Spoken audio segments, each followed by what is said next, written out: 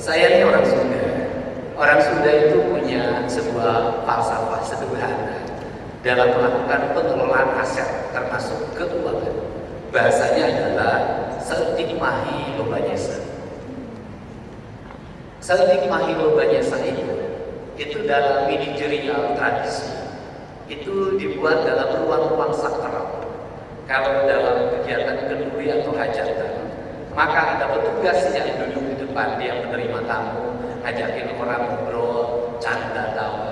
Kemudian ada orang yang tidak boleh ngomong, yaitu canoli.